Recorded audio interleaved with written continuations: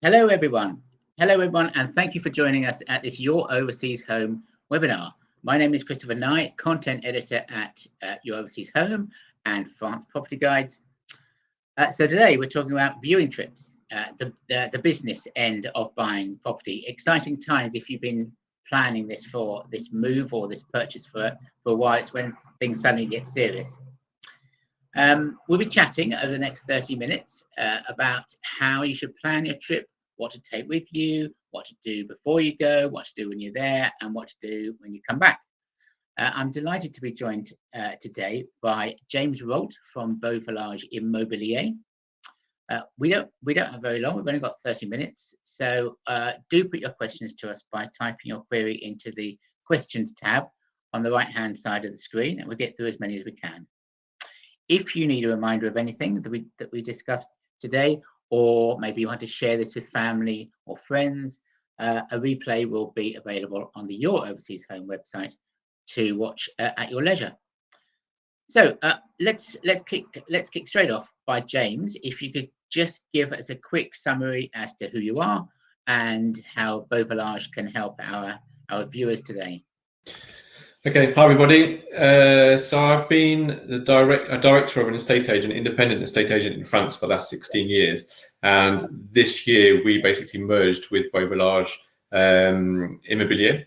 So basically we're based in the Charente region of France, which is kind of quite a rural, just inland from La Rochelle area. And we've been helping French and British and all sorts of international kind of buyers buy homes in this area for a long time. The agency has actually been going for 30 years, and we've joined with Beau Village, I think, to give ourselves a much wider audience and a much kind of bigger marketing presence. Okay, excellent. Right, now let's start off by thinking about planning your viewing trip. So how far in advance should you be planning a trip? I think the kind of the key thing to remember about all of this is that your planning trips are really important. You have to know when you're free, when you can commit the time to it, because it is a time-consuming thing. And there's lots of kind of steps you need to think about before you even start to think about booking a trip. You need to be really clear about certain factors about what you're looking for and where you're looking for it, and you need to think about those well in advance. So that's the kind of the key thing I would say as a first point. So one of the biggest difficulties in buying a property in France is it's such a vast country. It's enormous. You know, you can literally, there's so many different parts of it. And when you talk about areas, for example, you can say, well, I want to buy a house in the Poitou-Charentes. Well, that can be an area that's bigger than, for example, Scotland. You know, so it's kind of, it's a broad country. And I suppose the real kind of key thing is identifying through research and maybe through previous trips, holidays, and that kind of thing. Where is it you want to be? And I think once you've got that point figured out, then you can start thinking about buying trips. I think that's really important first step. Okay. And so once you've worked out the area, I guess there's certain times to avoid when you can't get into properties and when estate agents aren't working mainly. So it's not really a weekend thing, I would guess. No, I mean most agencies will work on Saturdays. Sundays is big no-no in France. There's pretty much nobody that will do viewings on a Sunday. I mean, especially in kind of more rural areas, Sunday is kind of held very much as it probably used to be in the UK, which is it's a day where, you know, it's a day off. Estate agents won't work. Same with bank holidays. Pay attention to the French bank holiday calendar because they have varied bank holidays, which are very different to the UK. And again, on a bank holiday, it's rare that there's many people available to do viewings, but also vendors of houses don't want to be disturbed during those times either. So it's a weekend trip's hard. You can fit in quite a bit on a Saturday, but forget the Sunday. And if it's a bank holiday Monday, well, then that's just a no-no altogether. What about time of year? I know the cliche is that France just departs to the seaside every August, but are you working for it, for example, or do you? Yeah, I mean, I think that's kind of it is a bit of a cliche. There's not really a time of year where we don't work. There's always, because obviously even when we're a smaller agency, we always had teams that were in place to be able to cope with every time of year. And now we're part of a much bigger agency, which is Beau Village. And basically there are, I mean, in our network, there's 200 nearly 200 agents that are available. So if one's not available to do it in one day, there's somebody else that can step in and do it. So time of year is not a problem, apart from, for example, if you are coming over in August and you're expecting to see houses, and those houses, the people that own them are away on holiday themselves, then clearly that becomes more of a problem. But in France, the first 2 weeks in August are the real big holiday period. That's where most of the kind of French will go away on their trip away. So if you can avoid that time, that's great. But if it has to be that time, it's not the end of the world. It can always be a solution that's found. Okay. Now, when you've got people coming over, how many properties do you advise them to see on a day, and how long a trip would you say? We always have a rule of thumb that basically you should see no more than 5 houses per day, because any more than that, experience has shown that you just get complete confusion. You forget which houses are which, and it's too much.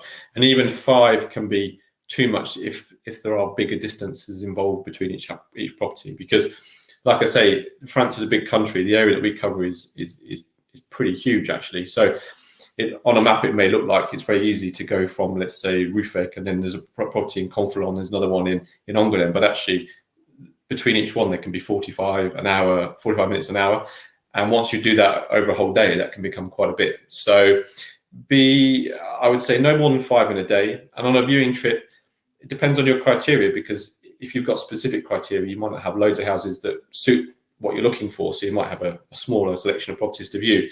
But if it's quite general criteria, I'd say really you don't need to be visiting. If you properly do your research and know what you're looking for, I would say that you shouldn't visit more than kind of about 15 houses in total, because once you've gone past 15, you're always comparing one with the other and it gets too much. So I think generally now these days, most of our clients, they would probably visit no more than 5-10 properties. That's it. Okay, and I would guess therefore that it becomes more important that you filter them before you even come. So you really have a really good look on the website, that you look at all the pictures, you really think about, do I want to live with that view? Could I cope with living that far away from the village, and so on? Yeah. I think it's the criteria that's important, because when you set off, you make a list of everything you want. It's a really good thing to do. What do we want from our property? So is it walking distance to a bar, bakery? Is it open views? Is it, completely detached and no attachment anywhere? Is it big garden? How much is that garden? Write it all down. And then what I always recommend people do is actually go through and rank which ones are the most important. So which are the kind of must-haves and which are the nice-to-haves? Because with the best will in the world, often you'll find that there's going to have to be compromises. And if your most important thing is walking to the shop for a baguette, do not go and visit properties that are 20, 25 minutes away from the nearest amenities, because it's just not going to work. Having said that, be very honest with yourself, is that might be something nice when you're on holiday, but on a day-to-day basis, are you actually going to walk down to the bakery every day and buy a baguette? Maybe not. So there are certain things which are must-haves, there are certain things which are nice-to-haves, and you just need to kind of rank those in order and say which ones are most important. Okay. Now we've had this sort of ties in with a few of the questions that we've had coming in. A couple of people have said they've contacted estate agents and they're just getting no response. Obviously not yours, but how do they get an agent to take them seriously? Well, hang on a second. I'm just going to add in a bit, which is to say that I guess the viewing trip should come in at a point where someone's ready to buy. Mm-hmm. It's not something you do when you're just kind of thinking about whether we might like it, or are you open to all comers? I think if you're going to view properties, generally speaking, what you're going to do is you're going to obviously it's your time, it's also the agent's time, it's also the vendor's time. And those vendors, if they know that they've got a visit coming up, they're going to spend time cleaning their property, mowing the lawn, making sure it's all ready for a viewing, because everyone wants to put their best kind of presentation forward. If you're not ready to buy, it's difficult, because it's hard to you can't really view with a kind of a real kind of clear idea of what you want, because you don't know where you are financially and everything else. So I think it's really important that if you're going to do a proper viewing trip and you really want to view lots of houses, you need to be in a position to move, or you need to be very sure that's going to happen very quickly.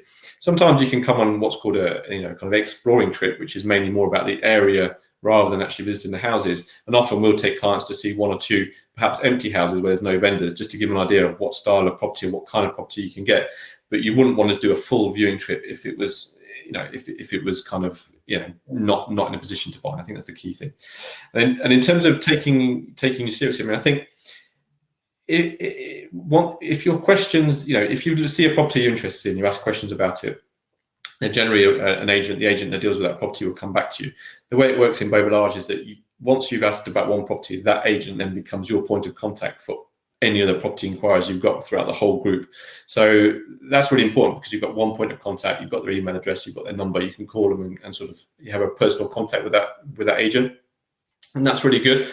And I think that's the kind of thing, is that you build up a relationship with the agent and they understand what you want. And then when you, for example, inquire about a different property, we'll be able to say, hold on a second, that's not really what you're looking for because of X, Y, and Z. And that's really important. So that's something that, you get a personal contact with an agent and stick with that agent and really kind of use them as the sounding board for what you need. If as one of our people, Judith, has said, we've told them we're ready to buy, and we've told them we're cash buyers, but they're still not responding.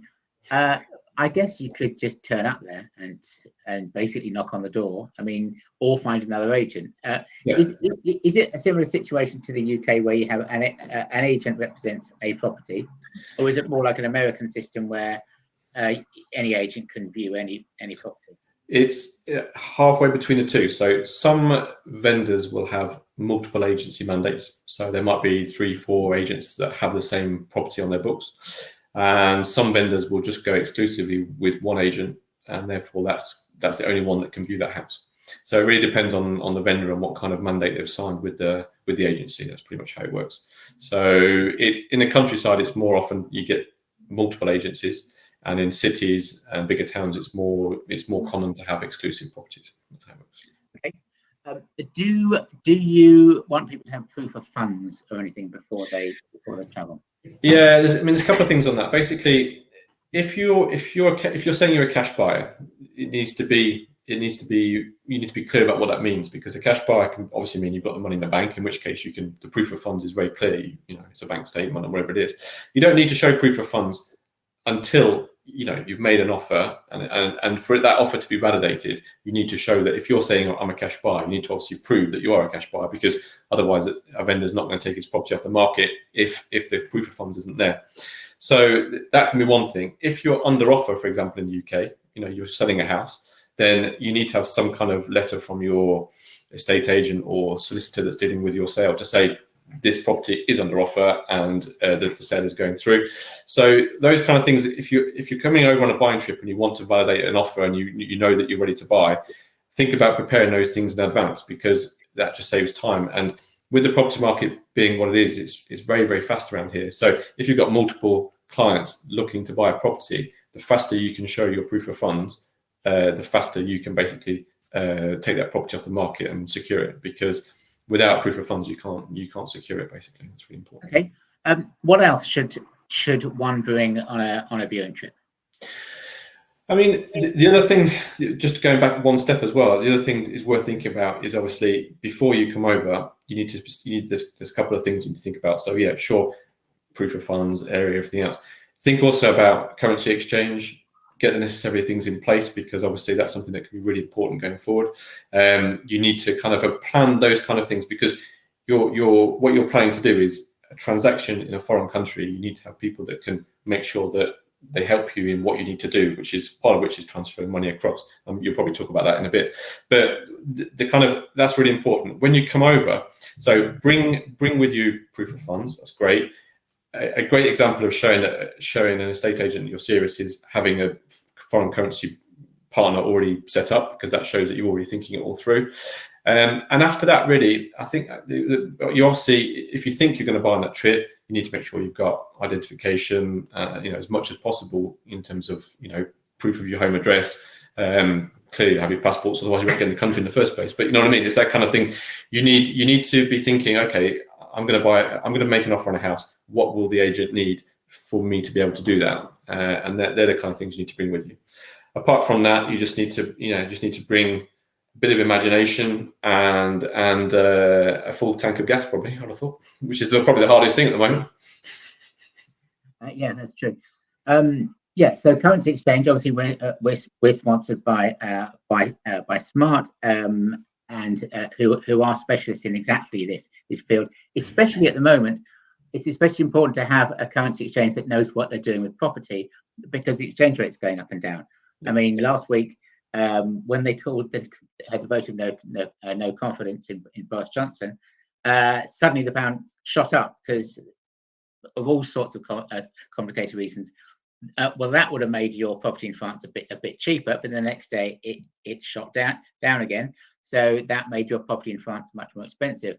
And so if you're going to make an offer in France, then you need to know that when you come to pay 3 months later or 2 months later, that it's going to be the price that you thought it was in pounds. So that's why we always recommend that you speak to Smart before you even head off on your viewing trip. Okay, so let's talk about right. We've done what to do before you leave. What can you expect on the day? Well, I mean, viewings can happen in different ways. So basically, you can have a day of viewings and you can be viewing 4 different properties with 4 different agents, for example. That can happen. And then therefore, you need to be very kind of organized in terms of your planning. So you need to know, okay, well, I'm viewing a property here at 10 o'clock. It's going to take an hour. Give yourself an hour for a property viewing. Honestly, don't rush it, because French properties tend to be large. There's lots of land often with them, and you need to take the time to really understand it. So imagine you've got an hour per viewing. You've got the time it takes to get between viewings, and also you need to think about, I need to actually eat something and drink something and actually not be tearing around. So plan your if you're viewing with multiple agents in one day, plan your time and leave yourself enough time to get everything done, because that can be quite complicated. In terms, if you're with one agent, often I think a real good way of starting the day is to actually go and meet the agent at the office, for example, sit down with them and just go over what you're looking at on that day, and also maybe what you've learned from your trip so far. So if you've been viewing other houses with other agents and actually you think to yourself, goodness me, I really wanted a pool, but actually now I realise that I'm not that particularly bothered about a pool, or I know I really wanted a huge barn and now I've seen the state of French barns and I don't want one. Refine your criteria at the beginning of the day, because what it might mean is that the properties that you've lined up to see may not be valid for what you need. And therefore, what a good agent will do is they'll understand, okay, your criteria has changed a little bit. Some of these might not suit you, but I might have other properties which you've maybe discounted before or not seen, or they're brand new on the market, that I can show you instead. And that's really important, because if you can maximize the viewings that you have that's with properties that suit what you need at that time, then that's making the best of your time. And you need to really work with the agent to say, is this property what I'm looking for? And the agent needs to be honest with you and say if it is or not. And the worst situation you can be in is if you say to an agent, I don't want to be near a main road, and you go and visit a property with an agent and literally it's on the main road, and you're just wasting your time. So ask the questions before, be very clear what you want and what you don't want, and get the agent working for you to find you a house, because that's our job. Great. Now, so when you found a property that you like, is it normal to offer below the asking price? Well, historically, yes. I mean, since I've been doing this, so when I started 16 years ago, the property market was quite fast. During the financial crisis and the kind of up towards Brexit time, it was quite normal that you would take an offer, you say, well, the property's on the market for 200, I'll make an offer of 190 or 185 and see what happens. And often you'd secure it, and sometimes even bigger discounts than that. The property market's different now. Since COVID, it's super busy. There's less property on the market than there used to be. And the competition for each new listing is huge. So I would say in the last 2 months, probably 90% of this properties we've sold have been full asking price. And there's two things to think about that. One is because you've got multiple people competing, full asking price often, is the only way to go, because vendors know that they're not going to accept an offer if they know they've got 8 viewings coming up over the next 2 or 3 days following yours. And the second thing is in France is that when you instruct an agent to sell your house, you're basically giving them a mandate to sell that house at that price, which is the full asking price. So as a vendor, if you have a buyer that comes along and says, I want to pay the full asking price and I've got proof of funds to back it up, as a vendor, you can't refuse that offer. You can't turn around and say, hold on a second, I want to get 10 grand more, or whatever it might be. It doesn't work like that. In fact, basically, a mandate authorizes the agent to sell the property at the agreed price on the paperwork. So as a buyer, if you're scared of missing out on the property, a full asking price offer with proof of funds will basically secure that house for you. And that's really important. Okay. Now, we've had gazillions of questions come in, but I'm just going to stick with the ones that deal with the practicalities of viewing trips just for now. But I would urge people to go and look at all the on-demand videos on the Your Overseas Home site, and you'll find all those questions about the 90-day rule, mortgages, all those are answered there. But just sticking for the moment with the viewing trip questions, we've had a question about car hire and how difficult it is getting a hire car at various airports. And I know that the hire car prices have gone through the roof. Is it? But I also know that during the COVID era, which we're still kind of in, estate agents weren't ferrying people around. So is it possible to get a lift, basically, when we're looking at property? Yes and no. Be careful, if you're expecting an estate agent to come pick you up from the airport and take you around and drop you off at a hotel or something, that's probably going too far. If you're kind of need to get if you're happy to use taxis or public transport to get to the agent and then expect the agent to take you in his car for the day, from my point of view, that's perfectly fine. Me and my team have no problem with doing that. Ultimately, we're here to help our clients find a house, and if that's what the client needs, and that's what they need.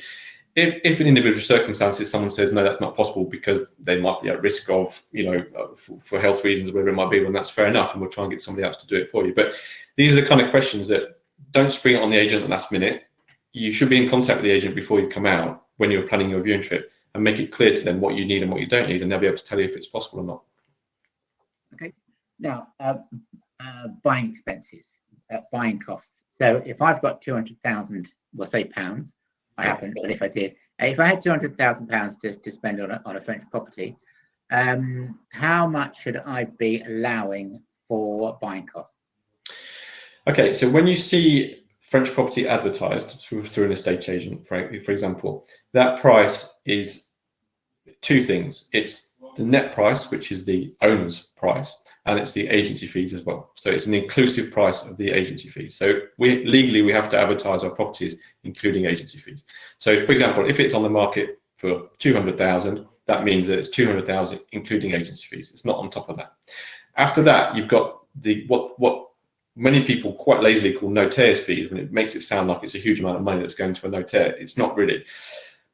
The legal fees which come with it are made up of lots of different things, some of which goes to the notaire, a lot of which is tax, to the state, to the region, to the department, and even to the commune in which you're buying the property. That all gets divided out. It's also to do with like land registry tax and that kind of thing. So the legal cost element, that's all wrapped up in what many people call notaires fees, and that can be 10% of the purchase cost, and it goes down to, let's say, 5% of the purchase cost once you get past kind of 500,000-600,000 euros. So it depends on your budget. So it's a sliding scale based on the price of the property you're buying. So you need to. I mean, there's quite a few online calculators where you can just put in the kind of budget you're looking for, and it will tell you what roughly your notaires fees will be. It may not be exact, but it will give you an idea of what that might be. But somewhere between, on average, it's normally around about 8% on top of the purchase price. Okay. Now we've had a question from Mia, who says there are no property floor plans on French property websites. Why is this, and can you get them? I suppose basically. Yeah, it's not, to be fair, the real estate market in France is different to in the UK. So in the UK, there are certain expectations now, is that you'll always get a floor plan. Often you'll get some kind of video walkthrough and that kind of thing. It's not always a done thing here, and you'll find that it can be frustrating as a buyer because you want to know how properties flow and that kind of thing, and that can be annoying. Often we're in the process of bringing in a lot more virtual tours, which are even better than floor plans, because that actually allows you to go from one room to the next virtually. You can look at the ceiling, you can look at the floor. And we launched those during the COVID times because it really helped people that couldn't get over to actually properly view the house and to see the good stuff and the bad stuff. Because let's be honest, if you're an estate agent, you take a picture of the room, you're going to take a picture of the room at the best angle possible to get the best photo for the vendor. So a 360 gives you a full visualization of that room, and we're in the process of kind of doing a lot more of that kind of stuff, which is great because it's important going forward. But don't expect floor plans for every property. You won't get them. It's not necessarily a done thing. Our total square footage or square meterage things, that always drove me mad going from the US floor plans where they always tell you it's a 2,000 square foot apartment, to the UK where they tell you it's a 3-bedroom apartment. You think, or are they big bedrooms or small bedrooms or what? Yeah. So do they do that kind of? Do you offer total square meterage? Yeah, normally you've got total square meterage and you've got individual room square meterage. So you literally know, all of the rooms of the house, what the size is. So that's kind of important, and that's great. Pretty much on all our properties. I think we have that. Great. Okay. Now Philip has asked. Well, he's put a comment really. I find the quality of adverts on the internet are quite poor. Are there any tips for deciphering what the agent is saying? I suppose yes and no. I mean, I think what agents will try and do generally is they'll try and I suppose kind of play more on the positive side of properties than the negative sides, and I think that's only natural because our job is to actually put the property in the best light possible on behalf of the vendor. So that's sort of our job. I think the kind of we don't tend to say it's on a railway, for example, but there might be things within the text which make it clear that it is. Do you know what I mean? So it's kind of, you're right, you probably do have to read through them a little bit and kind of almost like take a step back and say, what is it they're trying to say?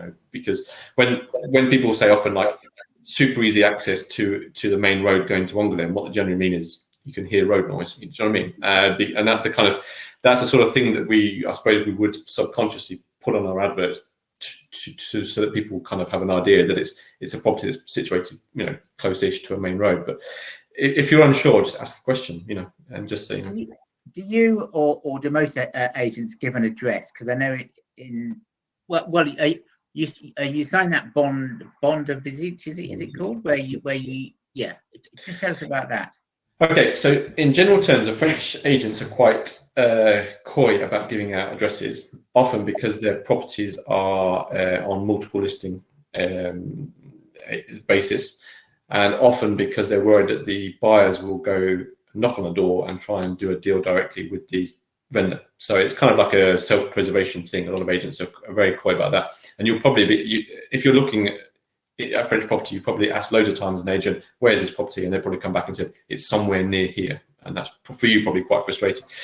By and large, we've got a good system in place, which is called BVI Plus, which allows you to register, and you have to upload your ID and that kind of thing. But what it does then, once you're a BVI Plus customer, you can actually ask for the exact address and the Google coordinates of any of our properties.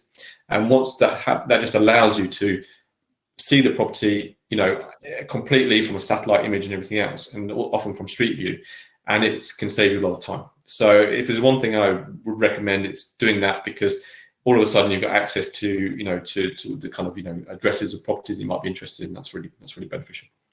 Okay, we are rapidly running out of time, but there's a couple more. When you make this from Julia, when you make an offer, how long does the vendor have to consider it, and is the house blocked from other viewings? Okay.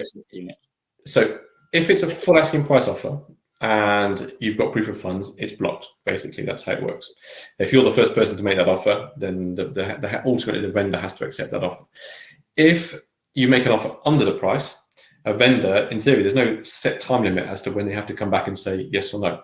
And ultimately, what I would do is I would probably timestamp my offer based on that basis. So literally say to the agent, it's on the market at 300. I'm offering you 290. I'll leave the offer on the table for 3 days, and if nothing's happening, then we'll move on and do something else. What it does, it focuses the mind of the agent. It also focuses the mind of the vendor, and you know where you stand as a buyer, because if it's not going to happen and it's not going to drag on for weeks and weeks and weeks, it's just a waste of time. So.